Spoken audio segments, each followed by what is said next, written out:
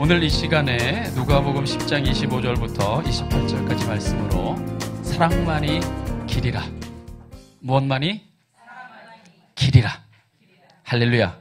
오늘 사랑만이 길이라라는 제목을 가지고 함께 말씀의 은혜를 나누겠습니다.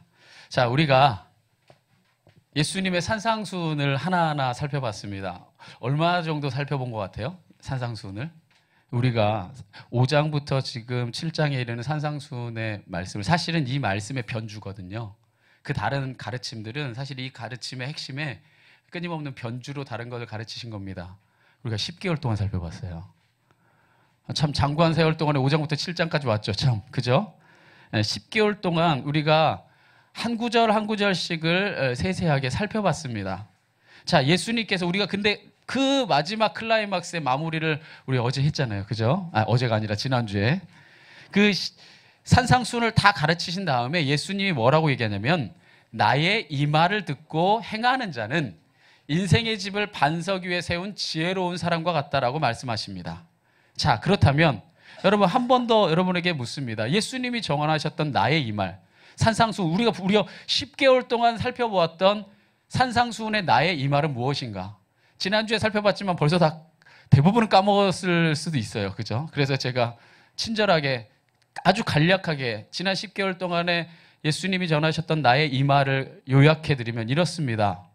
자, 하나님 나라 백성은 세상 가치가 아니라 뭐 구하고 살아야 된다?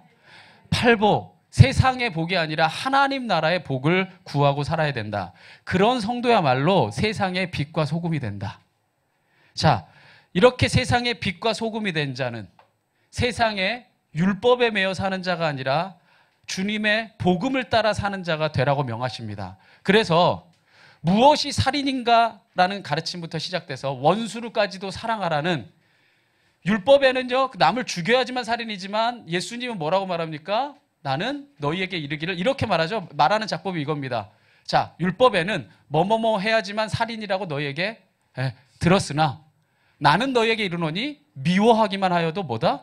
살인이다 말하면서 원수까지 사랑하라는 6가지의 대표적인 가르침들을 하나하나 전하십니다. 이게 마태복음 5장에 전하신 나의 이 말입니다. 자, 그럼 마태복음 6장에서는 어떠한 말씀을 전하셨냐? 자, 이렇게 하나님 나라 복음으로 사는 자는, 자, 하나님이 원하시는 구제를 행해야 되고, 또한 하나님이 원하시는 기도를 해야 되고, 그래서 여기서 뭘 가르치는 거예요? 주기도문을 가르치는 겁니다. 또한 하나님이 원하시는 금식, 절제죠.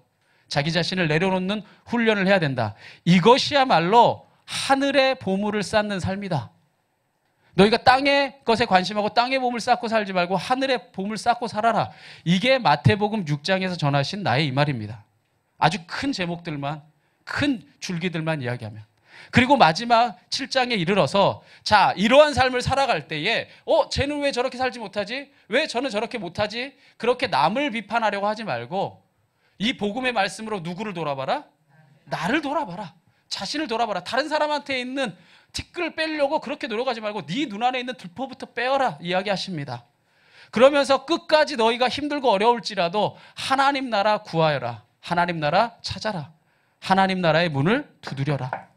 그러면 하나님이 찾게 하시고 열어주시고 너희와 함께 하실 것이다 말씀하십니다.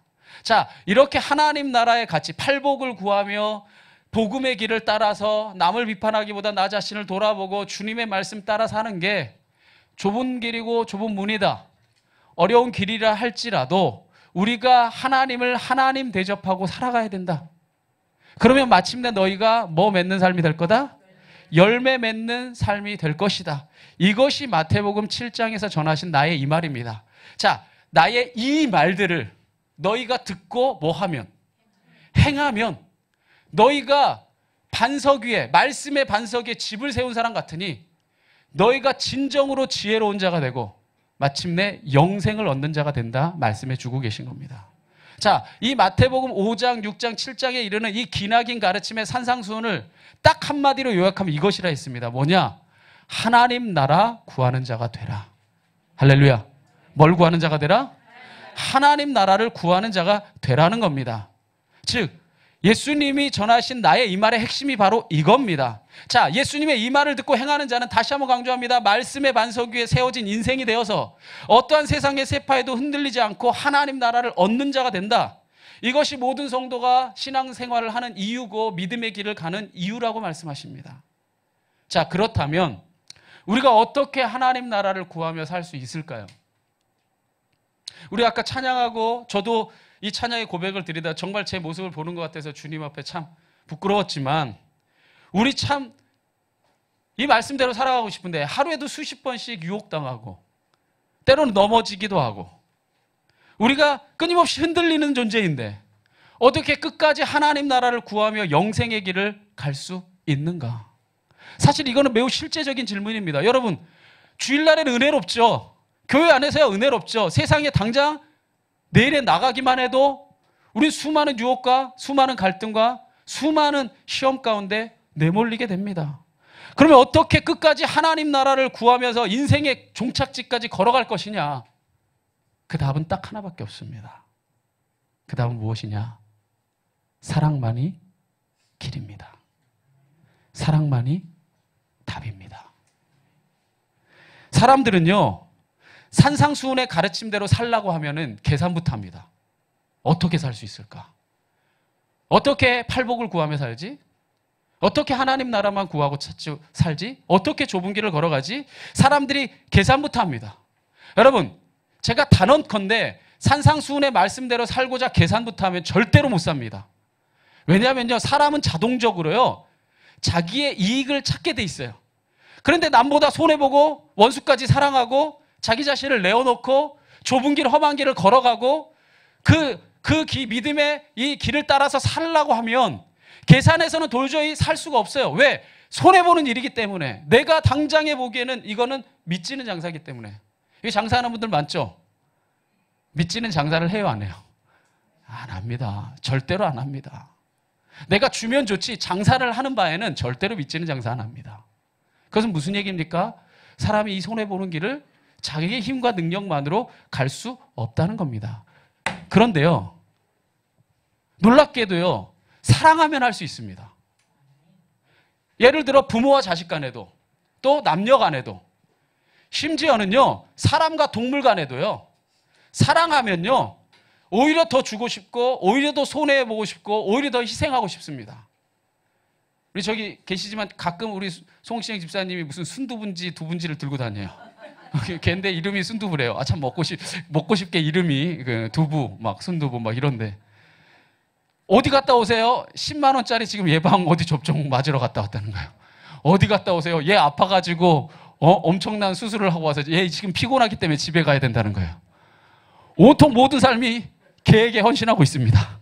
10만 원짜리 먹이고 막 좋은 거 먹이고, 그죠? 아, 얘 지금 스트레스 받으면 안 되니까 자야 되고. 여러분, 우리도 10만 원짜리 먹기 힘들고 우리 그런 치료받기 쉽지 않은데 걔가 조금만 아파도 우리가 그렇게 합니다. 왜요? 자, 전혀 관계없는 사람들은요, 저거 왜 저러지? 라고 생각하지만 정말 이거 내 가족처럼 생각하고 사랑하는 사람은요, 아, 10만 원이 아니라 100만 원이 들어서라도 얘를 살릴 수 있다면 심지어 뭐도 살려요? 걔도 살려요. 뭐 하니까? 사랑하니까. 근데 부모와 자식 간은 말해야 뭐 할 거였어요? 그럼 100만 원이 아니라 내 모든 것을 주고서라도 만약에 이 자식이 죽을 수밖에 없다면 살리겠죠. 뭐 하면? 근데 그게 좁은 길이에요. 세상에 엄청난 돈을 써서 엄청난 희생을 해서 그 자식을 살리겠다고 나를 버리는 게 그게 희생이에요. 그게 좁은 길입니다. 근데 왜 기쁨으로 갈 수 있죠? 사랑이 길인 겁니다. 사랑이 답인 겁니다. 결국 하나님의 형상을 따라 인간은 지어졌기 때문에요, 인간은 근본적으로 하나님의 형상을 따라 사랑할 수밖에 없습니다. 이게 인생의 설명할 수 없는 신비입니다. 그래서 사람은 사랑하게 되면, 그것이 좁은 문이고 좁은 길이지만 하나님 진짜 사랑하면 내가 매일 기쁘게 그 순례의 길을 걸어갈 수 있다는 겁니다. 사람들은요, 하나님 나라를 구하며 살라고 하면요, 하나님 나라 구하며 사는데 얼마나 어려운지 여러 가지 이유를 댑니다. 이래서 어렵고 이래서 힘들고 이래서 안 된다는 겁니다. 그런데 그 모든 이유를 딱 하나로 요약하면 하나로 귀결됩니다. 진짜로 사랑하지 않는다는 겁니다. 진짜로 사랑하지 않으니까 갈 수 없는 겁니다. 하나님 나라 열매를 맺고자 하십니까? 그러면 말과 혀로만이 아니라 진짜로 사랑해 보십시오. 진짜로 사랑하면 우리가 행하게 되어 있습니다. 예수님 당시에요, 하나님을 사랑한다 말하면서도 말과 혀로만 사랑할 뿐 진짜 마음으로 진짜 중심으로 사랑하지 않는 사람들이 있었어요. 그 대표적인 무리들이 누구였냐면 바리새인들이었습니다. 자, 당시 그들은 많은 사람들의 존경을 받았지만 그 존경이 좋아서 그 사람들은 하나님을 사랑하는 척했던 거지 진짜 사랑하진 않았습니다. 하나님을 사랑하는 척하면 많은 사람들이 존경해주고 많은 사람들이 우러러봐 주니까 사랑하는 것처럼 행동했던 겁니다. 그런데 진짜 사랑하지 않았어요. 그런데 많은 사람들의 존경을 받고 있는 이 바리새인의 자리를 위협하는 예수님의 복음을 전하니까 이 예수님 때문에 자신들의 자리가 막 흔들리는 거예요. 그래서 이 바리새인 중에 한 율법교사가 예수님 시험에 빠뜨리려고 이런 질문을 던집니다. 오늘 우리가 봉독했던 본문, 자, 25절에 율법교사가 말합니다. 어떤 율법교사가 일어나 예수를 뭐 하려고? 시험하여 이르되, 선생님, 내가 무엇을 하여야 영생을 얻겠습니까? 묻습니다. 다른 성경에는 어떤 계명이 가장 큰 계명입니까? 라고 물었었는데 유독 이 누가복음에서만 이 사람은 내가 무엇을 하여야 영생, 하나님 나라를 얻을 수 있습니까? 라고 묻습니다. 자, 이 율법사가 성경의 가르침을 몰라서 이 질문을 했을까요? 아닙니다. 이 당시의 율법교사들은요, 기본적으로 토라, 율법을 다 외우고 있었습니다. 게다가 좀 더 신실한 이 율법교사라면요, 우리가 구약이라고 말하는, 이 유대인들은 타낙이라고 말하는 이 구약의 경전들을 거의 대부분 외우고 있었습니다. 그러니까 이 사람들은 하나님의 가르침을 알았어요. 그런데 그대로 살지는 않았을 뿐입니다. 다만 다 알기 때문에 잘 가르쳤죠. 그러니까 하나님의 뜻을 따라 사는 길을 몰라서 물었던 게 아닙니다. 다만 젊은 예수, 이제 30세, 약관 30세밖에 되지 않은, 30여 세밖에 되지 않은 이 젊은 예수가 큰 권능을 가지고 많은 사람 가르치는데 과연 뭐라고 대답할까? 저가 잘못 대답하면 걸어 넘어뜨려서 올무에 빠뜨려야지, 이러한 의도를 가지고 율법교사가 질문한 겁니까? 어떻게 해야지만, 성경은 우리가 어떻게 해야지만 영생을 얻는다고 말해줍니까? 라고 묻죠. 근데 예수님이 그때 되려 율법사에게 이렇게 묻습니다. 자, 우리 6절 같이 고백해 볼까요? 시작. 예수께서 이르시되 율법에, 여기서 예수님은 두 가지 질문을 하십니다. 첫째는 영생을 얻는 길에 대해서 율법에는 무엇이라 기록되었으며, 둘째는 또 하나를 묻죠. 너는 그것을 어떻게 해석하고 있느냐? 자, 보세요. 예수님을 시험하려고 율법교사가 질문을 던졌는데 되려 예수님이 그 질문을 율법교사한테 던져버립니다. 자, 그러니까 곤란해졌죠. 왜냐, 애초에 내 의도가 답을 하려고 한 게 아니라 뭐 하려고 질문 던졌네. 시험하려고 질문 던졌더니 그 질문을 고스란히 나한테 던진 거예요. 그것도 두 가지 아주 분명하게, 야, 율법에는 뭐라고 기록되어 있고 너 율법 잘 알잖아. 그리고 너는 그걸 어떻게 해석하는데? 이렇게 묻습니다. 자, 그러니까 이 사람은 자기가 시험하려고 질문해놓고는 지가 시험당하게 생겼어요. 지가 독박 쓰게 생긴 겁니다. 자, 그런데 그런 상황이 되니까 이 사람도 긴장했겠죠. 왜? 대답을 잘해야 되잖아. 왜냐하면 자기가 시험해가지고 잘못 대답하면 자기가 넘어뜨리려고 했는데 자기가 잘못 대답하면 자기가 넘어질 테니까. 자기가 알고 있는 총 지식, 자기가 알고 있는 모든 견해를 다 동원해서 이렇게 대답을 합니다. 뭐렇게 대답하냐? 이거 예수님이 대답하셨던 말씀과 똑같죠. 대답하여 이르되 내 마음을 다하며 목숨을 다하며 힘을 다하며 뜻을 다하여 주 너의 하나님을 사랑하고 또한 내 이웃을 내 자신같이 사랑하라 하였나이다. 여러분, 대답이 기가 막히죠? 그죠? 대답이 아주 정확합니다. 이 율법교사가 정말 성경을 잘 아는 교사입니다. 성경의 전체 메시지를 딱 한 문장으로 요약하잖아요. 이거 정말 공부 잘하는 율법교사입니다. 여러분, 진짜 공부 잘하는 사람은 어떻게 공부하는 줄 아세요? 아무리 기나긴 책을 읽어도요, 이 책이 진짜로 말하고자 하는 요지를요, 적어도 A4 한 장에는 요약할 수 있으면 진짜 똑똑한 사람입니다. 그런데 제가 존경하는 교수님 중에 한 분은요, 이것을 몇 차례 책을 읽을 때 어떻게 읽냐면요, 이것을 몇 장에 걸쳐서 독후감을 쓴 다음에 그 독후감을 계속 보면서 한 장으로 요약합니다.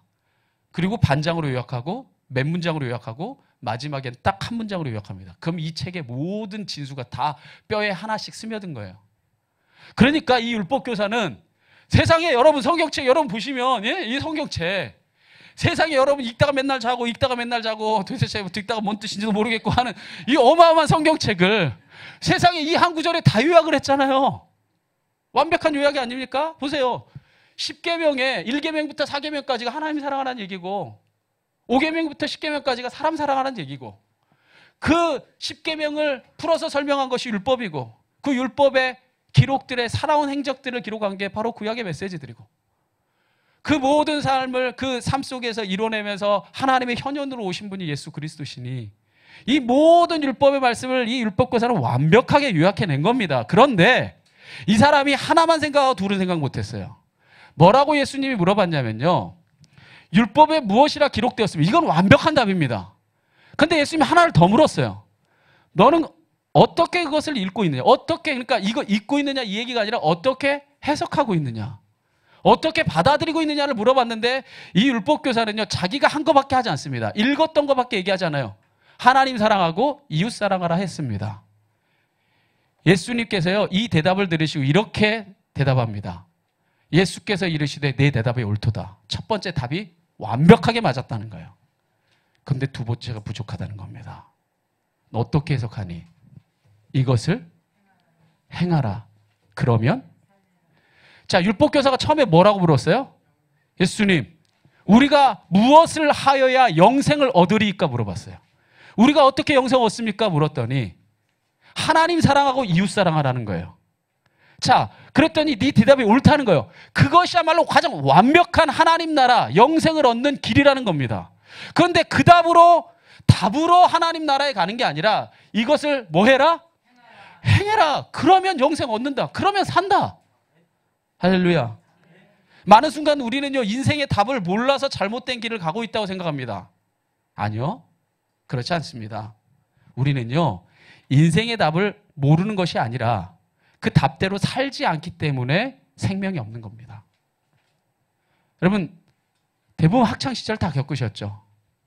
여러분, 학교 다닐 때 공부하는 법을 몰라서 공부를 못합니까? 공부하는 거 잘 알아요. 공부 잘하는 법 알아요. 예습하고 복습하고 수업 시간에 선생님 말 잘 듣고. 아니요, 제가 이렇게 대화를 하다 보면요, 여러분 다 똑똑해요. 어느 분야에 있어서만큼은 저보다 여러분들이 훨씬 더 뛰어나요. 그리고요, 저는요, 오히려 사석에서는요, 뭐 하나 얘기하면요, 그렇게 한 주제 가지고 그렇게 길게 갈 능력은 없어요.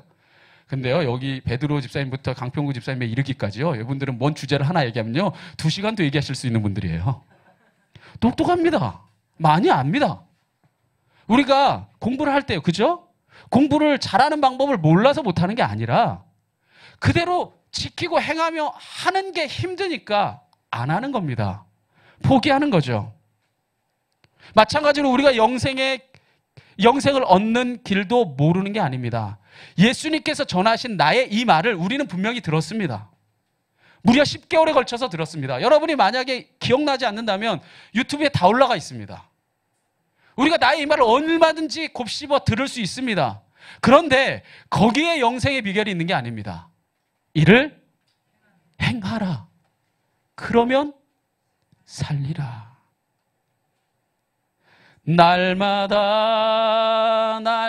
날마다 주를 따라가겠네. 할렐루야. 날마다 주님을 따라가는 것이 하나님 나라 가는 거예요. 날마다 주님의 뜻이 무엇인지 보고 날마다 주의 뜻이 무엇인지 판단하고, 요즘에 그렇게 수많은 매스컴에서 오르락 내리락하니까 날마다 남이 못 사는 거 손가락질함으로 영생을 얻는 게 아니라 날마다 내가 예수님을 따라 삶으로써 영생을 얻는 겁니다. 이것이 사람의 힘과 능력만으로 되는가? 아니죠. 그래서 어렵습니다. 그런데요, 제가 오늘 설교 서두에 여러분에게 도전했듯이 진짜 사랑하면 할 수 있습니다. 이 말씀을 전하는 저에게도 이거는 굉장한 도전입니다. 너는 정말 진짜로 사랑하느냐? 저에게도 동일하게 던지는 도전입니다. 여러분, 진짜 사랑하면요, 우리가 하고 싶어집니다. 할 수밖에 없어요. 왜냐하면 사랑이 그것을 이끌기 때문입니다. 그래서 율법교사가 대답했던 이 대답이 옳다고 예수님이 얘기할 때 영생을 얻는 첫 번째 비결이 뭐라 얘기했냐면 마음 다하고 목숨 다하고 힘 다하고 뜻을 다해서 하나님 사랑해라. 이것이 진정으로 영생을 얻는 비결이라 말씀해 줍니다. 오늘 이 말씀을 오늘 한번 다 같이 한번 살펴보고자 합니다. 첫 번째, 우리가 영생을 얻는 길은요, 마음 다해 사랑하는 것입니다. 한번 적어볼까요? 여러분의 마음을 담아서. 뭐 다해 사랑하라? 그래서 오늘 성경은 말합니다. 마음 다해 내 마음을 다하며. 자, 하나님을 사랑하되 우리는 마음을 다하는 자가 되어야 됩니다. 근데 우리가 마음을 다해 하나님을 사랑하고자 하면요, 가장 먼저 깨달은 것이 뭐냐면요, 우리 안에 사랑의 힘이 없다는 걸 깨닫습니다. 자연적인 건 사랑합니다. 아까 말했지만 내가 진짜 내 개가 정말 이뻐지면 사랑합니다. 내리사랑이니까. 자식은 낳고 나면 사랑합니다. 근데 하나님은 자연적으로 사랑해지지가 않습니다. 왜냐? 죄로서 가로막아져 있기 때문에 하나님과 우리는 자연스러운 사랑의 관계로 처음에 맺어지지 않습니다. 그래서 우리 안에 사랑의 힘이 없다는 것을 발견해요. 결국 하나님을 진정으로 사랑하는 것도 내 힘과 의지로 되는 게 아니라 하나님이 부어주시는 은혜, 하나님이 공급하시는 은혜가 있어야만 그 길이 열리게 됩니다. 그래서 우리가 하나님 앞에 기도하는 거예요. 은혜를 부어달라고. 하나님 사랑할 수 있게. 우리가 예배하는 겁니다. 하나님을 사랑할 수 있게. 할렐루야. 우리가 진정으로 사랑할 수 있는 은혜를 달라고 하나님께 기도할 때 하나님의 은혜가 임하면 우리가 진심으로 마음 다해 사랑할 수 있습니다. 저도 첫사랑을 경험했을 때가 기억이 나요. 너무너무 이 하나님을 사랑하는 게 좋으니까 그냥 하나님의 전에 매일 와 있고 싶고 하나님하고 기도하면 안 끝쳤으면 좋겠고, 와, 그 고등학교 때였나요? 이게 정말 진짜 은혜가 막 임하니까요. 제발 목사님이 기도를 안 그쳤으면 좋겠는 거예요. 그런 경험 있으세요? 찬양이 진짜 불이 오르니까 이 전도사님이 찬양을 안 끝냈으면 좋겠는 거예요. 너무 아득하십니까? 언제 그랬지? 지금 표정을 들어보니까 언제 그랬던가? 정말 그랬던 첫사랑의 기억이 있잖아요. 제발 기도 좀 안 그쳤으면 좋겠어요. 이거 나 더 하고 싶은데 여기서 끝내면 다 나갈 거니까 이 분위기 썰렁해진 게 싫어서 정말 더 기도하고 싶고 정말 더 찬양하고 싶었던, 정말 하나님 더 사랑하고 싶었던 그 마음들이 정말 하나님 은혜를 부어주실 때만 우리가 가능하게 됩니다. 우리가 어떻게 지금 이 자리에서 하나님 앞에 나와 예배하게 된 걸까요? 우리가 이 자리에 다 나와서 예배하고 있는데 그건요, 우리 아까 찬양했듯이요, 주 예수 내가 알기 전 날 먼저 사랑하셔서 그 은혜로 우리를 감화시키셔서, 여러분같이 고집 세고 절대로 남한테 설득 안 당할 분들이 자원해서 예배하겠다고 나온 겁니다. 여러분, 그거 보세요. 여러분, 이 자리에 나와서 예배하고 있다는 이 사실만으로도요, 우리는요 하나님의 은혜를 받은 자입니다. 그렇지 않으면 절대로 이 자리에 나올 수가 없어요. 세상이 더 좋기 때문에. 그러니까 우리가 이 자리에 있다는 것만으로도 사랑의 가능성은 충분하다는 걸 말해줍니다. 우리가 그 믿음 가지고 이제 마음 다해서 주님을 사랑할 수 있도록 먼저 주님 앞에 은혜 달라고 구하는 자가 되기를 간절히 축원합니다. 주님의 은혜와 사랑이 충만하게 임하면요, 그 은혜 안에서 우리가 주님을 전심으로 사랑하게 될 것입니다. 그러면 전에 결코 갈 수 없었던 좁은 길도 얼마든지 기쁨으로 가게 되는 것입니다. 두 번째, 무엇이라 성경은 말했냐? 두 번째, 이렇게 사랑하라 말합니다. 자, 둘째, 한번 같이 고백해 볼까요? 목숨 다해 사랑하라. 자, 그래서 목숨을 다하며 사랑하라고 말합니다. 자, 목숨 다해 사랑하라는 말은 한마디로 요약하면 이겁니다. 간절하게 사랑하라는 거예요. 누구를 간절하게 사랑하라는 거예요? 하나님 간절하게 사랑하는 겁니다. 그것이 가능하기 위해서는요, 내 자아가 죽고 우리의 심령 안에 주님이 임해야만 간절하게 사랑할 수 있습니다. 여러분, 당신의 목숨을 버릴 만큼, 여러분의 목숨을 정말 버릴 만큼 하나님을 사랑하세요? 지금 계산이 막 돌아가고 있어요. 계산 돌아가선 절대로 못 사랑합니다. 그러니까 뭘 달라야 해야 될까요? 은혜를 달라고. 그래서 어디를 가는 걸까요? 때로는 수련을 가는 겁니다. 왜냐하면 때로는요, 이게 항생제를 먹어도 이게 골마 터지는 게 안 되면 때로는 병원에 가서 주사로 센 거 한 대 맞아야 돼요. 그럼 때로는 그 새살이 돋는 거죠. 우리가 늘 수련회 가서 뭐 그런 은혜를 공급받는 건 아니지만, 그러나 내 삶에 때로는 그러한 영적인 신선한 충격들이 나를 살게 하고 다시 일깨우게 하고 하나님을 향해 가고자 하는 열망을 부릴 듯 일어나게 합니다. 여러분, 목숨 다해 사랑하라는 것, 이건요, 간절하게, 그만큼 간절하게 사랑하라는 겁니다. 예수님이요, 목숨 다해 사랑하시는 본을 보여주셨어요. 예수님이 십자가 지라고 했을 때 십자가 지기 싫었습니다. 그 길을 벗어나고 싶었어요. 그래서 하나님이 할 수만 있으면 이 잔을 내게서 옮겨달라고 땀방울이 핏방울이 될 만큼 간절하게 기도했어요. 그만큼 가기 싫다는 얘기예요. 그런데 기도하면 기도할수록 하나님 마음을 깨달았어요. 기도하면 기도할수록 하나님의 마음을 알겠는 거예요. 기도하니까 하나님은 너가 죽어줘야 된다는 거예요. 네가 죽어줘야지만 저 죄 가운데 죽어가는 수많은 이 사람들이 생명을 얻을 수 있다는 겁니다. 그러니까 너가 대신 죽어달라고, 너가 속죄양으로 죽어달라고 하나님이 예수 그리스도에게 명하십니다. 그 마음을 부여잡고요, 예수님이 하나님 사랑하는 마음으로 십자가 지셨습니다. 그리고 그 목숨을 다해 사람을 사랑하시기 때문에 기꺼이 십자가의 길을 걸어가셨습니다. 우리가 예수님을 제대로 믿으면요, 이 예수님의 마음이 우리 안에 임합니다. 그러면 하나님 목숨 다해 사랑하고 또 사람을 목숨 다해 사랑할 수 있습니다. 마지막으로 오늘 주님은 우리에게 이렇게 도전합니다. 힘과 뜻을 다해 사랑하라. 자, 우리 목숨 다해 사랑하는 비결은 바로 십자가의 사랑에 있는 것임을 기억하면서 마지막으로 힘과 뜻을 다해 사랑하라고 말합니다. 힘과 뜻을 다해 사랑하라는 것은 한마디로 딱 요약하면 이겁니다. 우리 삶의 목적이 하나님 사랑하는 데 있어야 된다는 거예요. 우리 목적이 어디 있어야 된다고요? 하나님 사랑하는 데. 여러분 인생의 목적, 여러분 인생의 뜻은 뭡니까? 세상 것을 얻는데 여러분의 삶의 목적과 뜻이 있습니까? 그러면요, 여러분 사는 동안에 세상 것 좀 얻게 될지 모릅니다. 잘 들으십시오. 세상 것 얻는데 우리의 삶의 목적이 있으면 얻을 수 있어요. 그런데 그것은요, 우리의 영생을 책임져 주지 못합니다. 세상 것은 얻겠죠. 왜? 세상 것을 얻는데 내 삶의 목적이 있으니까, 그것을 위해 내가 최선을 다해 살아가니까 어느 정도 얻을 겁니다. 그러나 그것이 영생을 우리에게 책임져 주진 못합니다. 왜냐? 죽음과 함께 다 사라져버릴 것들이기 때문입니다. 반면에 하나님 사랑하고 사람 사랑하며 걸어온 삶의 흔적들은요, 고스란히 하늘의 상급으로 쌓일 겁니다. 하나님 사랑하고 사람 사랑했던 흔적들은요, 영생을 얻는 그날에 영생의 이 영광의 면류관으로 우리에게 다 주어지게 될 것입니다. 할렐루야. 그래서 사도 바울이 이렇게 말했죠. 믿음, 소망, 사랑 중에 그 중에 제일은 사랑이다. 사랑의 흔적만이 영원히 남을 것이라고 말하였습니다. 우리는 이 영광을 바라고 때로는 쓰러지고 넘어져도 끝까지 믿음의 길을 가는 것입니다.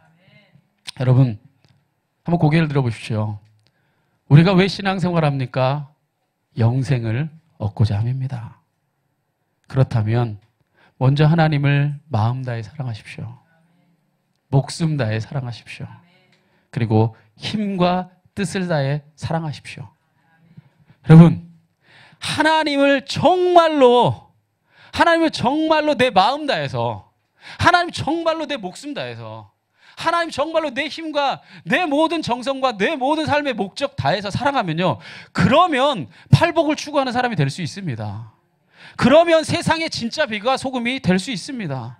그러면요, 원수까지도 사랑할 수 있고요. 그러면 진짜 해야 될 구제, 진짜 해야 될 금식, 진짜 해야 될 기도 할 수 있습니다. 그러면요, 하나님 나라 구하고 찾고 두드리지 않으면 견딜 수 없고요. 정말로 목숨 다해 살아가면요, 하나님 대접하고 살지 않을 수 없습니다. 그렇게도 사랑하는 하나님인데 어떻게 우리가 무시하고 외면하겠어요? 대접하고 살겠죠. 그래서 세상이 보기에는 참 좁은 문이고 좁은 길인데 나는 오히려 기쁘고 아름답게 걸어갈 수 있습니다. 이 사랑이요, 우리에게 일하는 겁니다.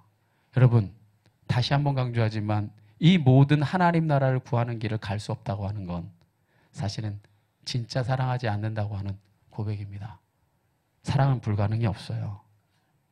제가 예전에 간증 듣다가 화들짝 은혜 받았던 기억이 있습니다. 그게 뭐냐면 현이었나?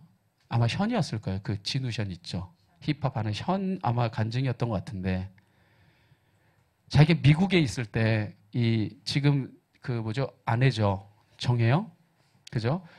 전화 통화하는데 자기 보고 싶어 이랬다는 거예요. 보고 싶다고. 미국에 있는데.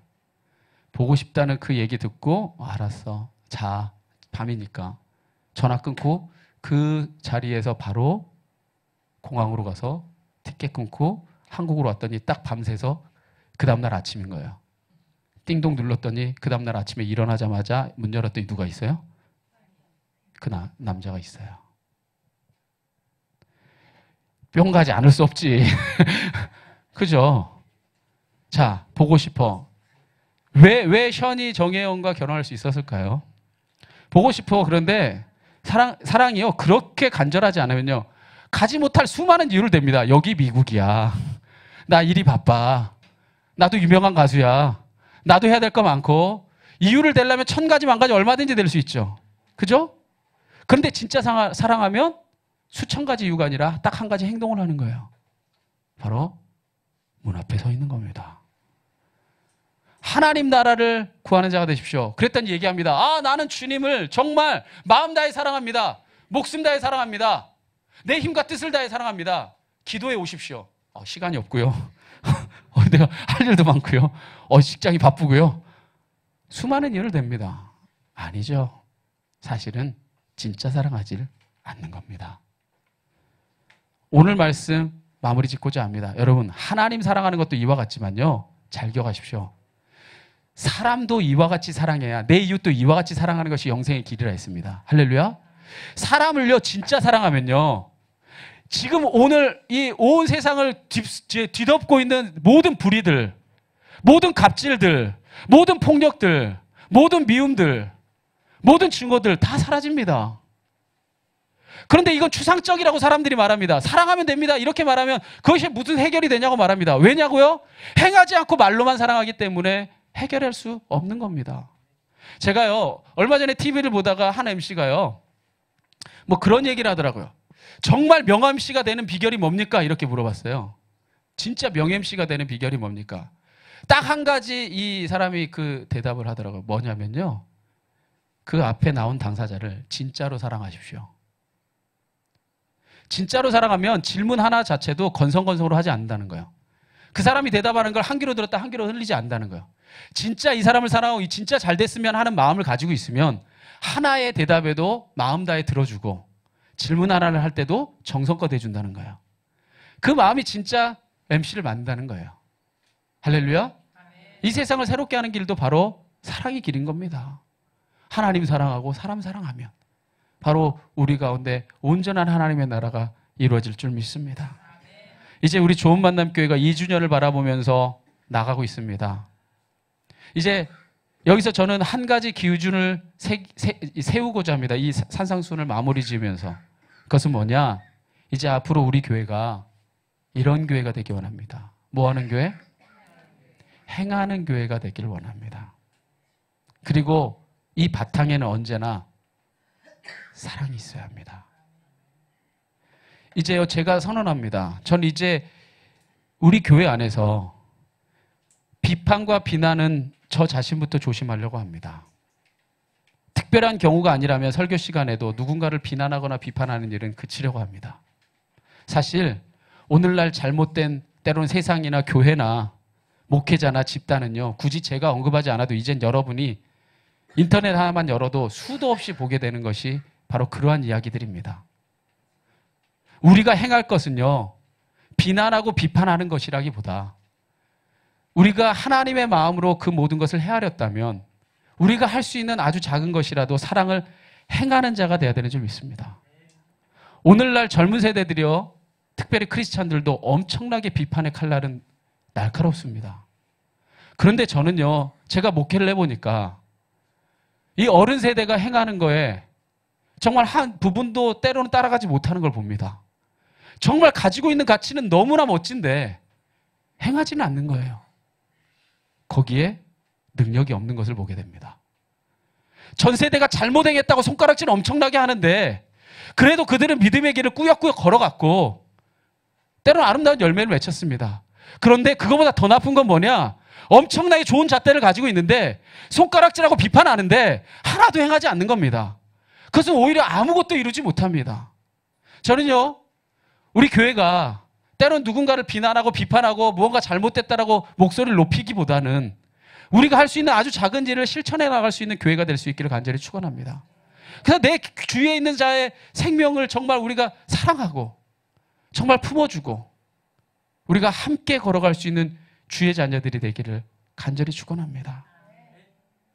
오늘 그렇게 하지 않으면 말씀의 귀만 커지고 영생에 대해서는 잘 알기는 하는데 행하지는 않으므로 영생을 얻지 못하는 자가 될까 두렵습니다. 사실 저는 젊은 목회자이기도 하고 또 나름대로 이런저런 시각들을 가지고서 때로는 뭐 비난한 건 아니지만 비판한 적도 있지만 저는 우리 교회 현실을 돌아볼 때 그럴 자격이 있는가 봅니다. 아니에요. 우리가 다른 사람들보다 그렇게 열심히 있어서 마구잡이로 우리가 하고 있는 것도 아닙니다. 우리도 하지 못하면서 남을 뭘 그렇게 비판하고 비난하겠습니까? 그러나 우리가 작은 행함부터 행하고 살아가면 따라올 거라 믿습니다. 할렐루야. 그게 예수님이 걸어가신 길이에요. 그게 우리가 걸어가야 될 길이고 우리가 남겨야 될 흔적인 줄 믿습니다. 때론 넘어지고 흔들리지만 하나님의 사랑을 구합시다. 하나님의 은혜를 체험합시다. 그럼으로써 우리 삶에서 하나하나 변화된 모습을 통해서 우리 가족 식구들이 변화되고 우리 교회 공동체가 변화되고 세상의 한 부분이라도 변화시킬 수 있는 믿음의 자녀들이 되기를 진심으로 축원합니다. 우리 그러한 믿음의 고백을 가지고 이 시간에 다 함께 오늘 찬양의 고백을 드리며 주님 앞에 결단의 기도를 드리며 나가겠습니다.